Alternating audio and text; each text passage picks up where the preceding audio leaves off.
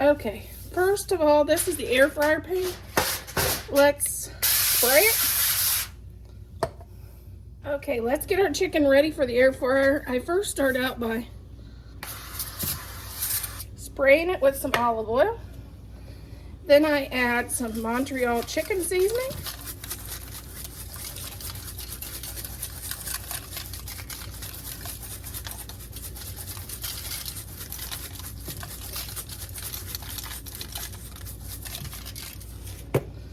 Then I add a little Mrs. Dash, or a whole lot of it. Lowry's seasoning. And then I do a little bit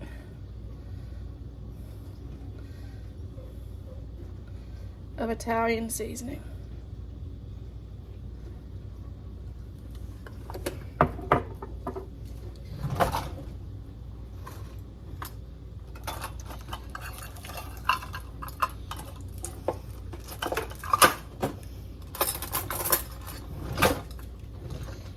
Where my pastry brush went. I'm gonna have to, when I go to the Dollar Tree, I'm gonna have to get me a different pastry brush.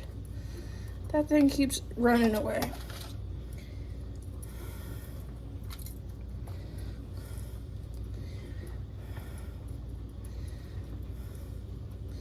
Okay, and I shove butter inside the chicken. Now I'm gonna take some butter, about 3 sticks of butter, and shove up inside the chicken to help make it juicy. And then I'm gonna put this in the air fryer. I set the temperature as high as it can go, and then I just keep checking with the thermometer, the meat thermometer, until it gets the safe temperature for a chicken. Okay, this is my air.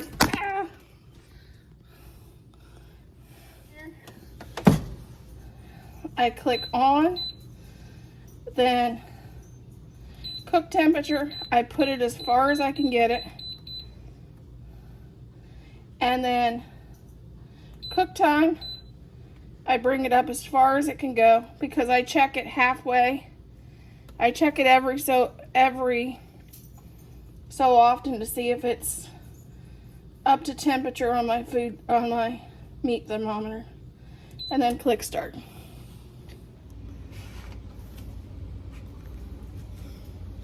Okay, we're gonna make a simple dressing, and you can put, I know a lot of people puts a lot of different things in their dressing.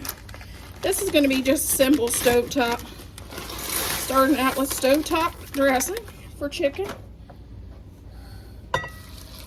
And a cup and a half of water,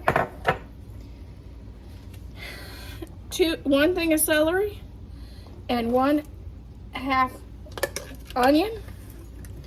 I like to add a can of mushrooms. You don't like that, you can skip it. And then 4 teaspoons of melted butter, which is very hot.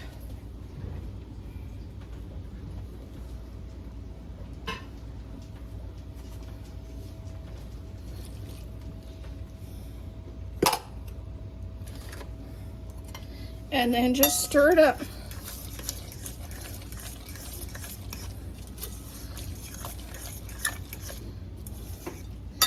If you think it's too watery, you can always add some crackers if you want. If you think it's too dry, you can also add some chicken broth. I forgot to add my 1 egg. The 1 egg helps it bind together.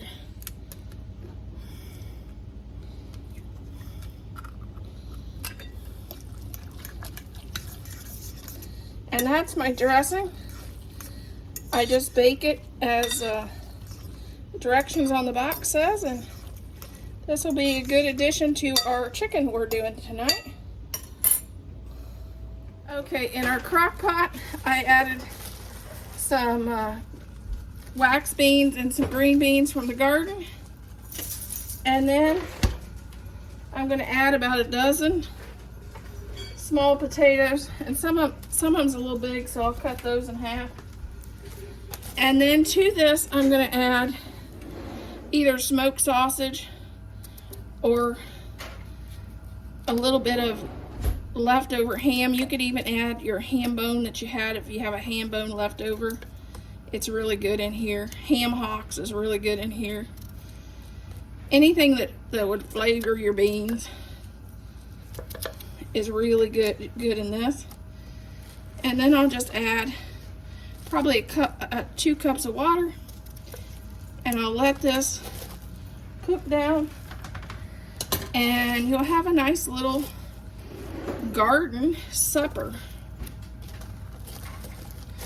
We either have it for a meal or a side. You could use it for either, and it's just using the produce from your garden.